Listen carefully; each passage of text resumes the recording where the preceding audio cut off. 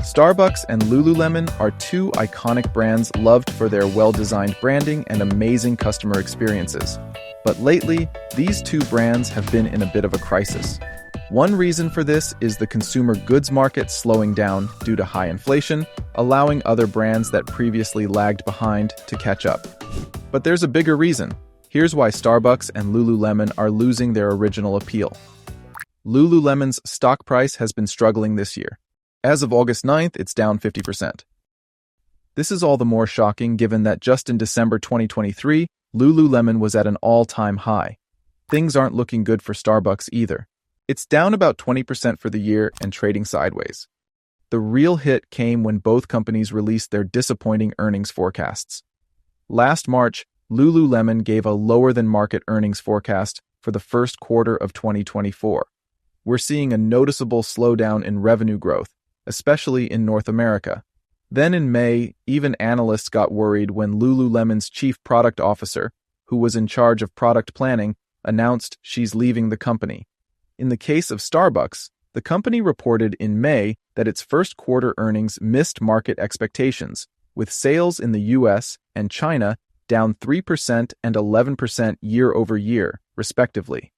Investment banks also slashed their price targets for Starbucks all at once, making it clear that they don't view the crisis as a short-term issue. At first, it might look like the problems for both companies are due to external factors. Both are considered cyclical consumer goods, which means they're less essential and their sales can swing with changes in household finances. With inflation high right now, people are cutting back on pricey leggings and coffee.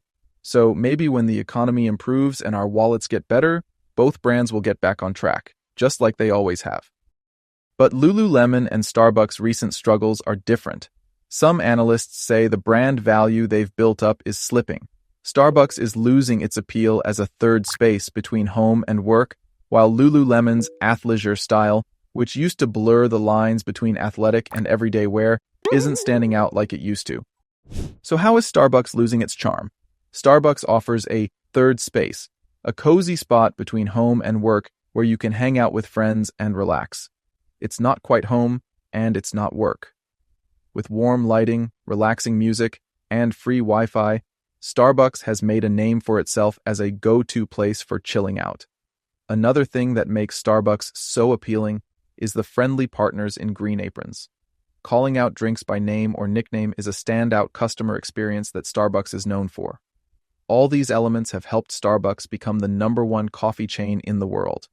Even though Starbucks costs more than other brands, customers loved it. However, many have recently pointed out that Starbucks' unique charm is becoming harder to find. This is due to the success of mobile app orders. As of January 2024, more than 30% of all transactions at Starbucks in the US were made through the mobile apps. Compared to 2019, when that percentage was around 20%, mobile ordering is really taking off. Since 2019, when Starbucks launched its pickup-only stores where you can only order by mobile apps, they've been steadily increasing its smaller format stores. Howard Schultz, who took over as Starbucks CEO for the third time in 2022, mentioned that increased connectivity, convenience, and store upgrades are the key strategic moves. At that time, Starbucks announced plans to add 2,000 new stores in the US by 2025, but only 2% would be traditional cafe-style stores with large spaces. The rest would include 35% drive-thrus, 14% pickup spots, and more. Around this time, criticism started to grow that Starbucks was messing with the idea of a third space, just for the sake of profitability and reinvention. Store sizes were shrinking, and partners who were busy with mobile app orders weren't interacting with customers as much as they used to. Starbucks claimed they were evolving to meet customer needs, but their premium image has always been about providing a pleasant, spacious spot where people feel comfortable hanging out. In the meantime, Panera Bread is seen as doing a better job of creating a third space. They offer lots of space, free Wi-Fi, coffee, and food, just like Starbucks used to. Over at the drive-ins, Dutch Brothers is known for its low prices and a wide range of flavored drinks.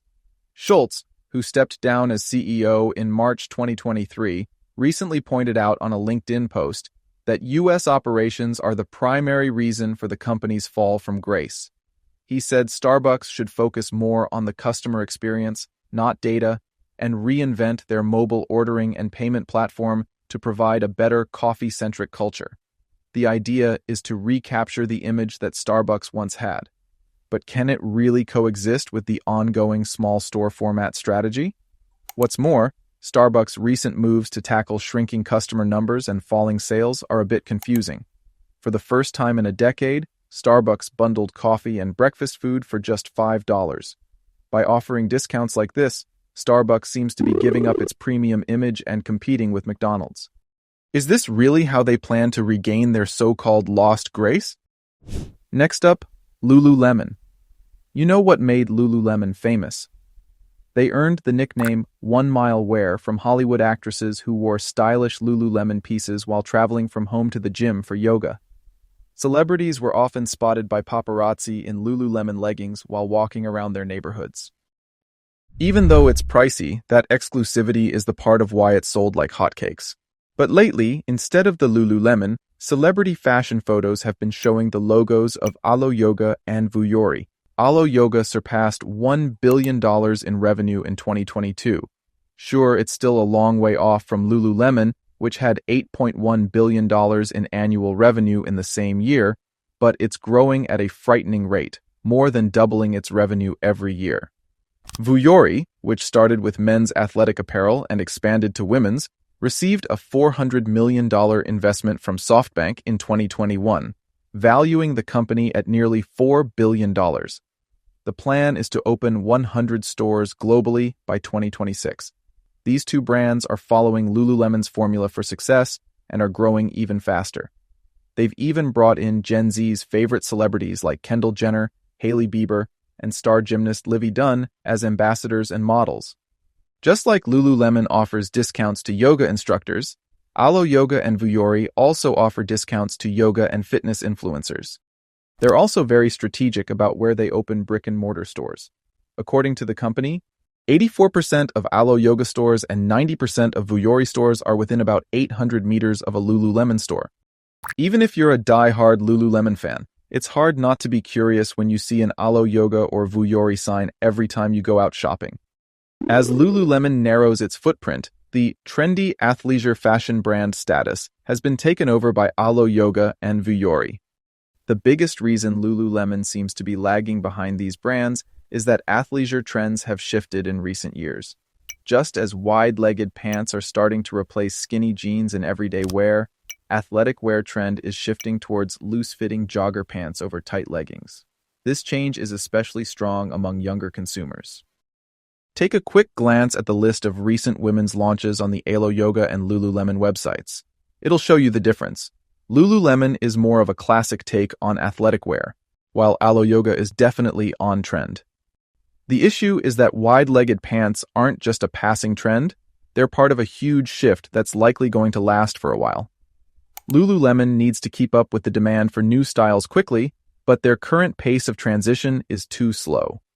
With all of these changes, Lululemon's current market positioning is a bit ambiguous. The brand has become older than Alo Yoga and Vuori to remain the expensive premium athleisure brand it once was. On the other hand, Amazon, Gap, and others sell leggings that are just as good as Lululemon's for just $20. They are facing tough competition on both sides of the price range. Lululemon has already branched out from its yoga roots and now covers almost all sportswear, including golf, tennis, sneakers, and more. So it's hard to see it as the Chanel in yoga wear. Lululemon chose to compete with Nike instead of other yoga wear brands. That's why some investment banks say Lululemon is at a crossroads. It's a crucial moment where they can either grow steadily and become a major player like Nike, or they might peak and end up like Under Armour, which misread the market and lost its brand value. Starbucks and Lululemon have nailed it by finding that sweet spot in the middle. Starbucks made cafes our go-to hangout between home and work, while Lululemon brought us athleisure, mixing athletic wear with everyday fashion. They created these awesome, unique markets where none existed before, but they can't stay the cool underdogs forever. New challengers copy them, new trends pop up, and before they know it, they're the old-school players trying to hold their ground.